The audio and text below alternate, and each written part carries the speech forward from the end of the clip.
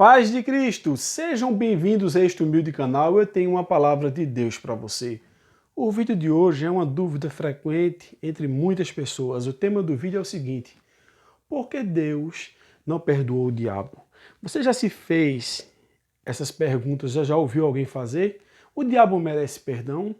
Ele pode ser perdoado? Por que Deus não perdoou o diabo? Amados irmãos, para compreender um pouco melhor esse assunto que se refere acerca do inimigo de nossas almas, assista a playlist com o tema Conhecendo o Inimigo. Nessa playlist tem um vídeo onde eu abordo diversos assuntos relacionados ao inimigo de nossas almas e vocês terão uma compreensão melhor acerca do assunto. De antemão, agradeço a você que sempre assiste nosso conteúdo, deixa o like, deixa o comentário, compartilha, nos ajuda em oração.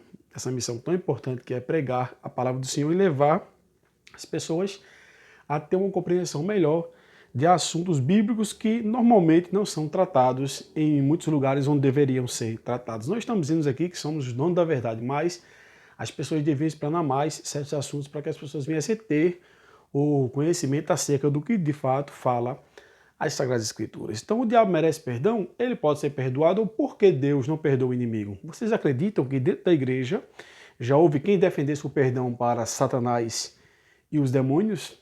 Podemos estar aqui Orígenes de Alexandria, e também um grupo religioso chamado Legião Boa Vontade. Eles pregavam e defendiam que o diabo merecia perdão.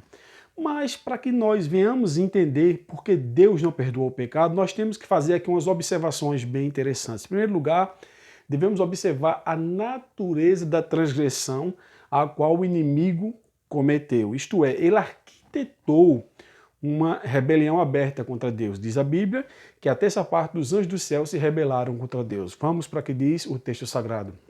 Em Apocalipse, capítulo 12, verso 4, está escrito: a sua cauda arrebatou a terça parte das estrelas do céu, as quais lançou para a terra.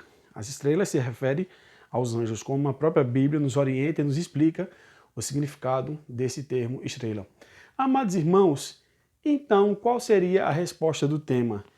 Por que Deus não perdoou o inimigo? Feito eu falei, observamos aqui de antemão a natureza da sua transgressão, a qual ele aqui tentou a rebelião aberta contra Deus, levando a terça parte dos anjos a se rebelar. Então veja só, em primeiro lugar, para que você venha entender o que é necessário para ter um perdão, que não pode haver perdão nem graça sem arrependimento.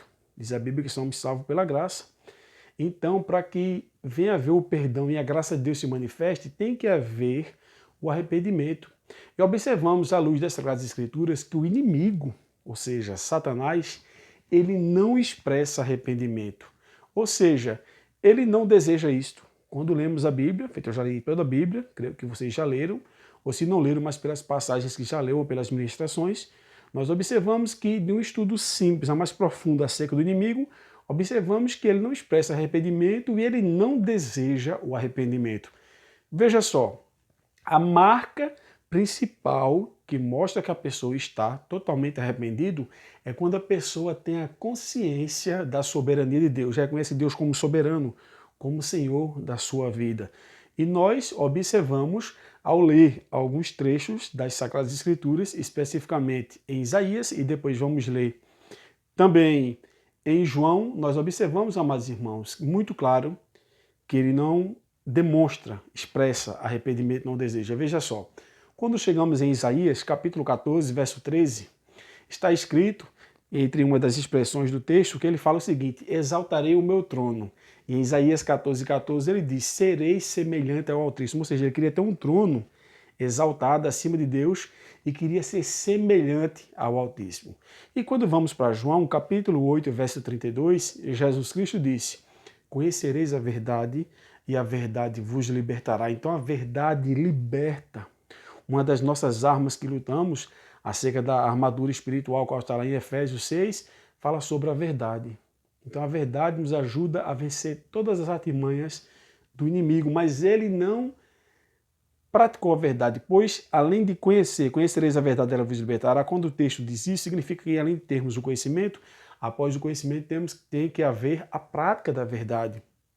Porque saber e não fazer ainda não é saber. Que adianta saber e não fazer? Repito, saber e não fazer ainda não é saber. Então o texto diz: conhecereis a verdade, ela vos libertará. Porém, Ao chegarmos no Evangelho de João, palavras também de Jesus, no mesmo capítulo 8, agora no verso 44 está escrito: Vós tendes por pai o diabo, e quereis satisfazer os desejos de vosso pai. Ele foi homicida desde o princípio, não se firmou na verdade, porque não há verdade nele. Quando fala mentira, fala do que ele é próprio, porque é mentiroso e pai da mentira. Ou seja, primeiro é necessário conhecer a verdade e praticar para ser liberto. Mas em João 8,44, dá duas afirmativas, as quais muito importante para sabermos de fato que o inimigo não expressa arrependimento, não deseja. Diz o texto que ele não se firmou na verdade. A verdade liberta, como vimos em João 8,32. Pois a própria verdade é o Jesus.